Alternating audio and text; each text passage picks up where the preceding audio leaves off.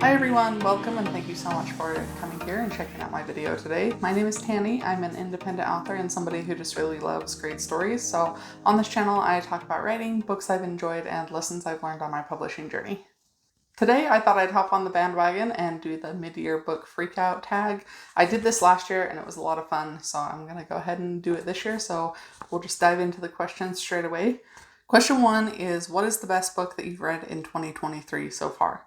So for me, this is probably World Running Down by Al Hess. If you follow me on TikTok or other social media, you might have seen me post something about this book when I finished reading it. I flew through this book, I loved it so much, and it's definitely one that has stayed with me. So this is a story about a scavenger character who lives in a dystopian Salt Lake City area. His name is Valentine. He's trying to save up enough money so that he can move into Salt Lake City and access the gender affirming care that he needs because he is transgender. A job is given to him by this AI character named Osric who works for somebody in the city, and ultimately the job is going to pay enough that Valentine will be able to finally get his visa and move into the city, but things get kind of complicated and the story plays out from there. I really connected with the characters in this book and just found the whole thing so entertaining. I think part of the reason why it resonated with me so much is because I live in Utah.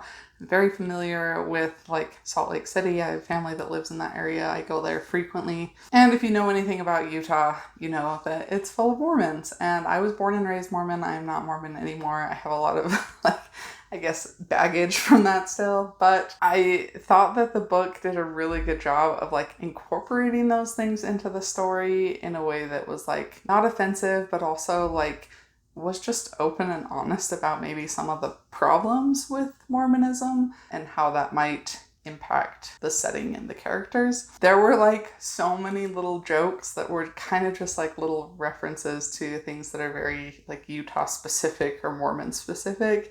And I was just dying laughing the whole time. It's a very cozy dystopian story, which is not something that I realized was a thing or that I even needed in my life.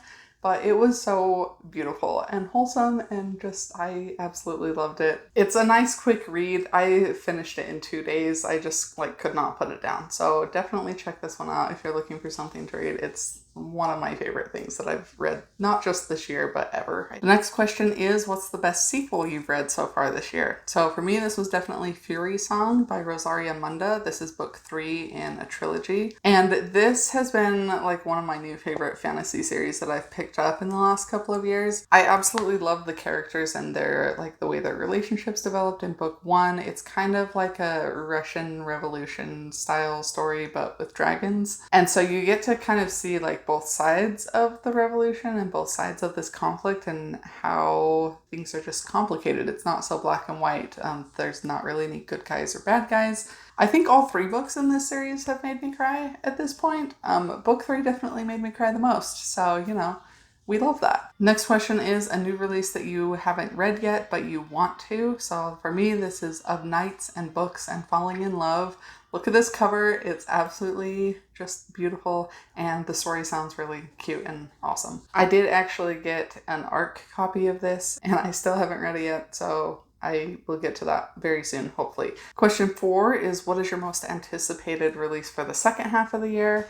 For me, this is Dragonfired by J. Zachary Pike. Can't remember what the series is called, but the first book is called Orconomics. And it was the Spiffbo winner a few years back. Spiffbo is a big competition for indie fantasy books. It's kind of a satirical fantasy. So I was expecting a lot of humor and things like that, and for it to just be kind of a silly, fun time. But I actually really connected with the characters in the story as well. So that was a really nice surprise. I read books 1 and 2, and I have been eagerly anticipating book 3. It is supposed to be out in the fall of this year, I think, so I'm really excited to pick that one up. Next question is your biggest disappointment so far this year? So I almost hesitate to say this one a little bit because it did start out as an indie book and it's been picked up by a traditional publisher since. For me, Legends and Lattes was disappointing. I think I went into it with really high expectations based on what other people had said and how much everybody else was loving it. Cozy fantasy books are kind of hit or miss for me. They don't always work, I'm discovering. I really like the idea of cozy fantasy, and I have found some good ones that I have really connected with and really enjoyed, but not always. So I don't know what it was with Legends and Lattes. I think when I first picked it up, like it sounded really good and it sounded like something I would enjoy. But then reading it, I ultimately just didn't really connect with it that much. And maybe it was just that I like picked it up at the wrong time. I don't know. But that one was kind of disappointing and I'm a little sad about that. Next question is, what is your biggest surprise so far this year? And that would be The Darkness Outside Us by Elliot Schrafer. So this was one that was not even on my radar at all. And then I saw one of my mutuals on TikTok post about it and how much she enjoyed it.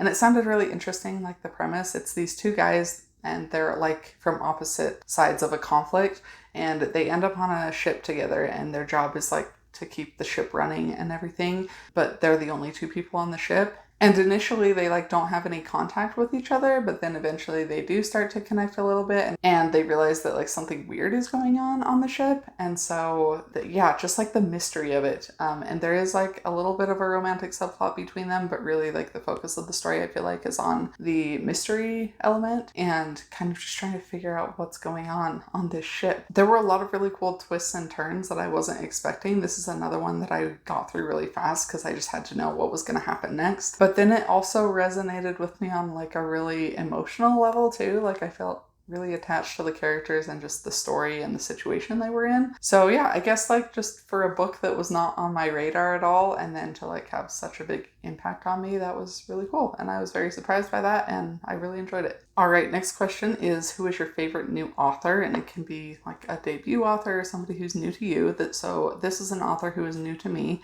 And I actually just barely met them at Fan Expo in Denver and picked up their book because it sounded really cool. He was a couple tables down from me. His name is David R. Slayton. And I kept walking past his booth and seeing the titles of his book, which are like just the best titles that I've ever heard, I think. So the first one is called White Trash Warlock. That is amazing. And then there's Trailer Park Trickster and Deadbeat Druid. So like those are fantastic titles. I think we can all agree about that. So I finally just stopped by and asked him about them. And then the way he described the book sounded really interesting too. It's about this kid who named Adam. He like grew up in like a really rural, poor area and lives there in a trailer with his aunt. He has magical gifts, but his brother had like sent him away to like an institution thinking that he was crazy. So he's like estranged from his brother, but then his brother calls him for help one day because his wife is starting to experience things that indicate that there might be something paranormal going on, and so he needs Adam's help. I grabbed a copy of the audiobook while I was at the convention and then I listened to it all the way home on my drive, and it was really good. I really liked it. And so then I've been working my way through the rest of the series. I just started book 3. Really enjoyed book 2 also.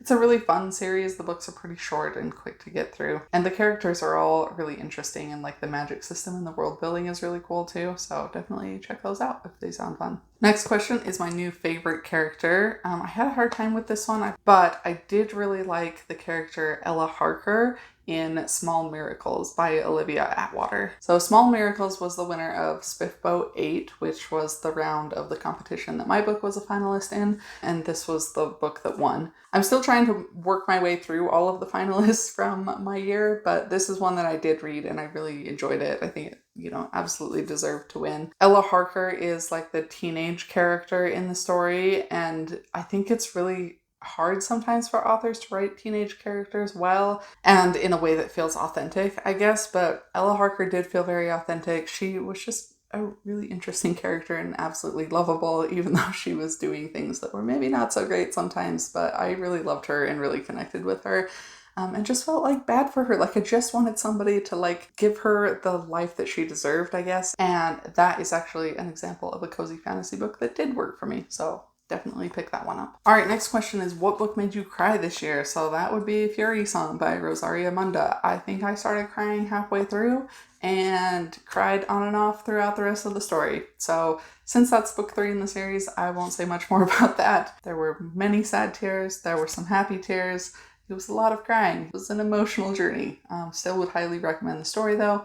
It might traumatize you a little bit, but it's fine. It's great. Next question is, what is a book that made you happy this year? So I had like this weird obsession, I think in May, and decided to rewatch Good Omens on Amazon Prime. And then I was like, yeah, I've had this book sitting on my shelf for several years now. I should probably read that too. So I like read the book as I was watching the series and got through it in like about a week probably. And it did make me very happy. It's a fun story, and it's silly, and it's just entertaining. I really enjoyed it. The book is really good. I actually kind of like the show better. Like, there's certain parts of the book that I like better. I think like some of the details that are in the book are really fun and entertaining in a different way than the show. But I think the ending of the show worked a lot better for me. So I like that one better. Sorry. The book is great too, though. Number 12 is, what is your favorite book to film adaptation so far this year? So this is definitely going to be Nimona for me. My kids came home from like a visit with my brother and his partner, and like they had watched it with them. And they were like, Mom, you gotta watch this movie with us. So we sat down to watch it together. I wasn't like expecting too much. I hadn't seen much about it before. And sometimes the movies that Netflix puts out, like the animated kids movies, are very hit or miss for me. I really love this one. I like immediately loved it as soon as, I don't know, just as soon as the characters came on screen basically. And Nimona herself, I love her so much. She's fantastic. It's such a fun story, but there were also so many parts of it that just like really resonated with me on like a very deeply personal, emotional level, as I think is true for a lot of people that have seen it. But I absolutely loved it. I was like sobbing by the end, to the point that my kids were like, Mom, like, what is wrong with you? It's gonna be okay, Mom, like, you're fine. And I was just sobbing and distraught. Very good movie. I immediately went and purchased the graphic novel. I'm still waiting for it to get here. It should be here today or tomorrow, hopefully. And I can't wait to enjoy the story in that format too. It was really good. Next question is, the prettiest book that you have bought or received this year?